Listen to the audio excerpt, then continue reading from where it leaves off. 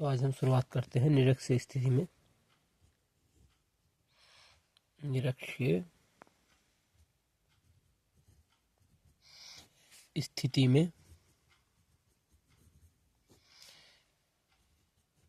किसी बिंदु पर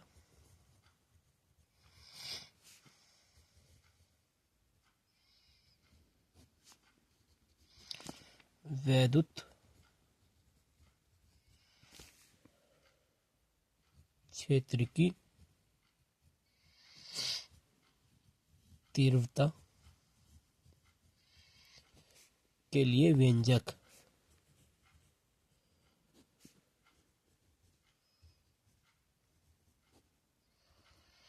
सबसे पहले हम इसके डायग्राम पे ध्यान देंगे। देखो, ये है कोई एक द्विध्रुव निकाय ए बी, जिस पर आवेश है -q +q, जिनके बीच की दूरी है 2l, मध्य बिंदु है O।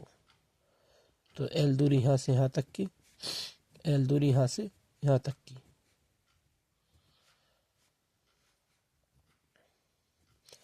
अब कल हमने अक्षीय स्थिति में पढ़ा था, तो पॉइंट यहाँ पे लिया गया था। निरक्षीय स्थिति में ये लंबवर्धक पे हो जाएगा, यहाँ पे बिंदु P, जिसकी दूरी है R।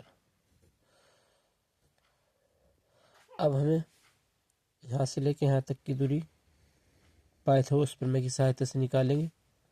हमारा ये रहा, आधार हमारा ये रहा, तो आ जाएगा √ में r² + l²। यह आया है पाइथागोरस प्रमेय से। कर्ण का वर्ग बराबर लंब का वर्ग प्लस आधार का वर्ग। कर्ण हमें निकालना था, तो यह आ गया। लंब की वैल्यू r थी, ये रख दी, प्लस आधार की वैल्यू l थी, ये रख दी। स्क्वायर का बन गया √ तो यह आ गया √ में r² + l²। अब बात रही इधर की, जब इधर का लंब सेम है, आधार सेम है, तो कर्ण भी सेम ही आएगा √ में r² + l²। अब हमें इस बिंदु पर वैद्युत क्षेत्र की तीव्रता ज्ञात करनी है।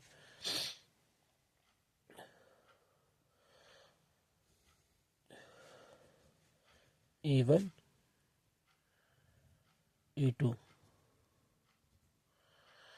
अब थ्योरी के अंदर हम ये लिखेंगे कि माना कोई वैद्युत निकाय ए बी है, जिस पर -q +q कूलम्ब आवेश स्थित है, जिनके बीच की दूरी 2l है, जिसका मध्य बिंदु O है। मध्य बिंदु O से r दूरी पर एक बिंदु निरक्षीय स्थिति में P स्थित है, जिस पर हमें वैद्युत क्षेत्र की तीव्रता ज्ञात करनी है। माना यह द्विध्रुव निकाय एक ऐसे माध्यम में स्थित है जिसका परिवर्तनांक k है। तब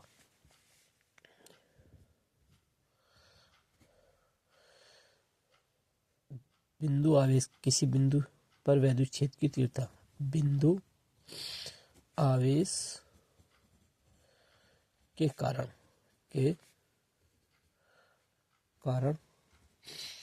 किसी बिंदु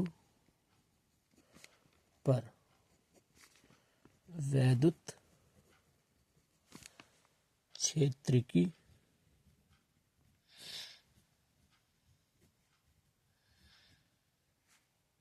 तीव्रता, तो आ गया E बराबर 1/4 पाई एप्सिलॉन 0 K Q/r²। अब केवल इस फॉर्मूले में क्या है, वैल्यू पुट करनी है। वैल्यू पुट कैसे करेंगे, जब पहले बिंदु पे ज्ञात करेंगे E1 पे, तो E के स्थान पे क्या आ जाएगा, E1 बराबर 1/4 पाई एप्सिलॉन 0 K Q। पहले बिंदु पे निकालें, ये आ गया Q। फिर R की वैल्यू कितनी है, √ r² + l², √ r² + l²। इसके ऊपर होल स्क्वायर, स्क्वायर से रूट कट गया, तो E1 बराबर 1/4 पाई एप्सिलॉन 0 K Q ये रहा। जब स्क्वायर से रूट को हमने काट दिया, तो आ गया r² + l²। इसी प्रकार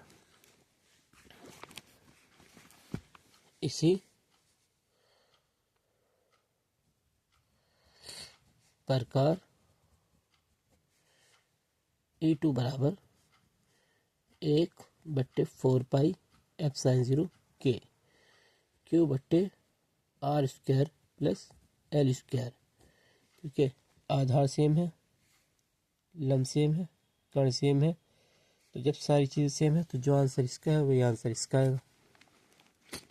अब यहाँ पे थ्योरी लिखेंगे, परिणामी तीव्रता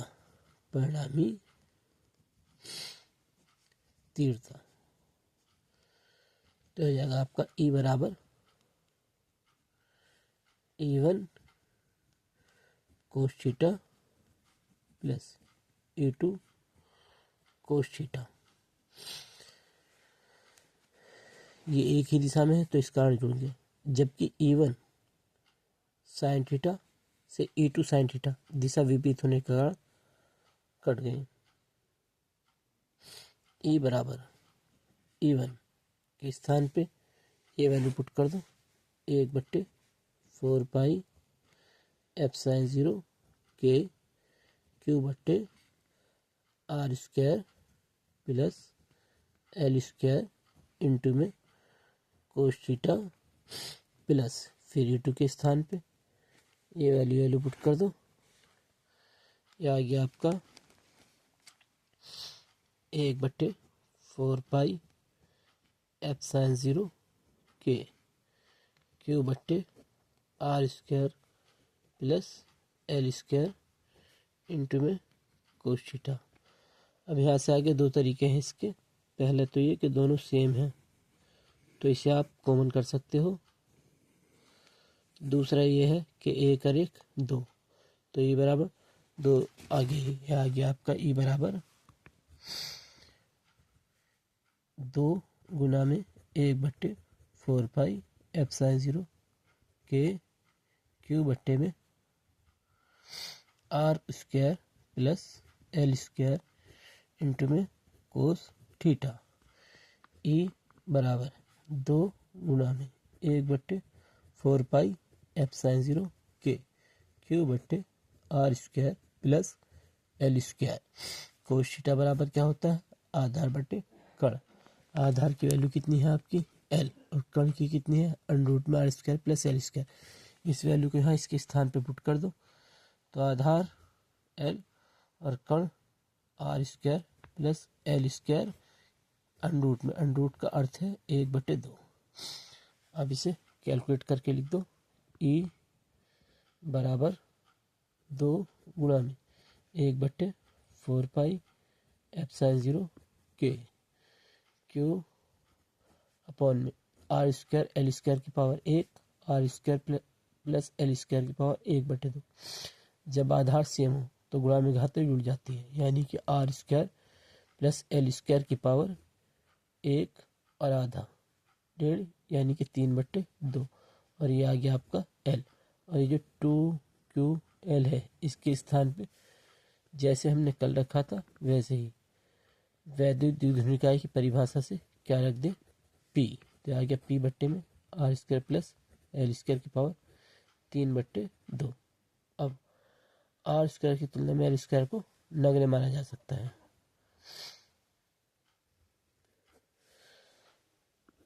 तो E बराबर 1/4 पाई F sin 0 के P/r² की पावर 3/2, 2 से 2 कैंसिल, तो आ गया E बराबर 1/4 पाई F sin 0 के P/r³।